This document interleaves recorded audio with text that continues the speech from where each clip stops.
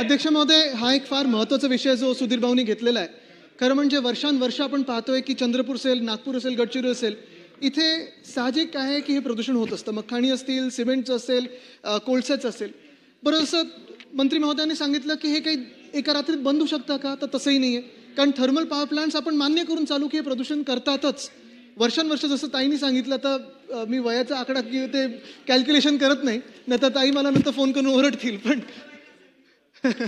पण हे हे खरं आहे की एवढे वर्ष तिथे प्रदूषण चालत आलेलं आहे, अनेक लोकांना त्रास होत आहे आणि परिस्थिती काही जास्ती काही बदलत नाही. बरं, आपण एका रात्रीत हे बदलू पण शकत नाही, कारण तो आपल्या देशावर अन्याय होईल, ज्याला आपण जस्ट ट्रान्झिशन बोलतो. आपण ग्रीन एनर्जीकडे चाललेलो आहे, आपण सोलर लावतोय, आपण बाकी सगळं करतोय, पण हा जो थर्मल पॉवर प्लांट आहे तो काही एका रात्रीत बंद होऊ शकत नाही. मग आपल्याला नेमकं काय काय करायला पाहिजे, काय उपाययोजना करायला पाहिजेत, ह्याच्यावर मी देखील काही ठराविक त्यावेळी काम केलं होतं. मला त्यावेळी पण सुधीर भाऊंनी काही सल्ला दिला होता. काही स्थानिक तिकडचे लोक आहेत, जसं लीना बुद्धेताई आहेत, त्यांना खास करून आपण ह्या समितीत घ्या. त्या नांदगावमध्ये काम करतात, बंधू धोत्रे आहेत तिकडचे, ते काम करतात.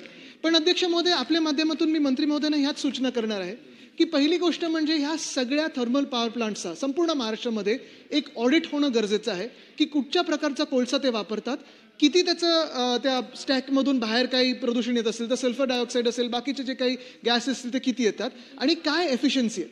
दुसरं, जसं ताई म्हणाल्या की त्या 6 वर्षाचे असताना हे सगळं सुरू झालं, आत्तापर्यंत सुरू आहे. ताई, आत्तापर्यंत आपण पाहिलं असेल प्रत्येक थर्मल पॉवर प्लांटला एक लाईफ असते.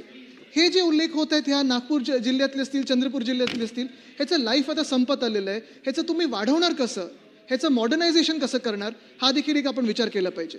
या प्रत्येक थर्मल पॉवर प्लांटला FGD म्हणजे फ्लू गॅस डिसल्फरायझेशनचं युनिट हे लागणं गरजेचं आहे. मध्यंतरीच्या काळात केंद्र सरकारने एक अहवाल आणला होता की ज्या शहरांमध्ये 10 लाख लोकसंख्या नसेल तिथे FGD लावण्याची गरज नाही. पण मी केंद्रीय मंत्री महोदयांना पण लिहिलेलं आहे आणि आपल्याला देखील विनंती करतो की FGD आणि स्टॅकिंग हे आपण 100% कंपल्सरी करा. काही काही ठिकाणी FGD नसल्यामुळे किंवा स्टॅकिंग नसल्यामुळे प्रदूषण होतं. अध्यक्ष महोदय, ह्याच सोबत जो कोल वॉशरीजचा आपण विषय घेतलात, ताई, कोल वॉशरीज आपण सांगतो ते 100% खरं आहे की आपण तिथे गेल्यानंतर, मंत्री म्हणून गेल्यानंतर, एक सुद्धा कोल वॉशरी आपल्याला तिथे दिसणार नाही की अस्तित्वात नसणार. पण जर खरं पाहिलं, जर सरप्राईज व्हिजिट मारली, तर तिथे कोल वॉशरीतला घाणेरडं काळं पाणी हे प्रत्येक शेतात हे सोडलं जातं. मी मंत्री असताना सरप्राईज व्हिजिट केली होती, गुडघ्यापर्यंत पाणी होतं, काळं पाणी, अक्षरशः हे जे कोट आहेत असं एवढं काळं पाणी होतं आणि भयानकरित्या ह्या सगळ्या शेतात सोडलं जातं. का सोडलं जातं? ह्या सगळ्या कोल वॉशरीज इलिगल आहेत. हा खरं तर स्कॅम आहे की कोळसा येतो, तो घाणेरडा कोळसा त्या कोल वॉशरीत जातो, धुतला जातो, चांगला कोळसा बाहेर विकला जातो, परदेशी विकला जातो आणि घाणेरडा कोळसा हा परत आपल्या ह्या थर्मल प्लांटमध्ये येऊन हे फ्लाय ॲशचं निर्माण करतं. पुढचा टप्पा परत येतो, मी जसं सांगितलं, FGD असणं गरजेचं आहे, स्टॅकिंग असणं गरजेचं आहे, कोल वॉशरी असणं बंद असणं गरजेचं आहे. तसंच ताई, हे जे फ्लाय ॲशचा प्रकार आहे हा खूप भयानक आहे. खरं म्हणजे फ्लाय ॲश ही आपण रस्त्यांमध्ये वापरू शकतो, सिमेंट कॉन्क्रीटमध्ये वापरू शकतो, आपण ब्रिक्समध्ये वापरू शकतो. पण दुर्दैवाने असं झालेलं आहे की अनेक ठिकाणी आता फ्लाय ॲश पॉन्ड जे इल्लिगल आहेत किंवा नॉन सायंटिफिक आहेत असे केले जातात. मी मंत्री असताना नांदगाव इथे, म्हणजे रामटेक इथेच नांदगाव गाव आहे, छोटंसं गाव आहे, त्याला काही मला वाटतं 700-750 लोक असतील. तिथे ना कोणाला मताचा काही जास्ती प्रभाव पडतो त्यांच्या किंवा आवाजाचा पडतो. पण मी तिथे गेल्यानंतर अध्यक्ष महोदय पाहिलं की जवळपास 800 एकर जमीन, 7 ते 8 फूट, सुधीरभाऊ मी खोटं बोलत असेल किंवा काही चुकीचं बोलत असेल मला करेक्ट करा, पण हे आपण देखील पाहिलं असेल, झाडाच्या झाडं ही त्या पूर्णपणे ॲशच्या खालती गेली होती. मी ताबडतोब ऑर्डर दिले होते त्यावेळी की हे सगळं बंद झालं पाहिजे, फ्लॅश डिस्पोजल हे सायंटिफिकच झालं पाहिजे. दुसरं म्हणजे तुम्ही NHAIला विका, MSRDCला विका, प्रायव्हेट रोड कॉन्ट्रॅक्टर्सने विका, त्याच्यातून सरकारचा फायदा पण होईल.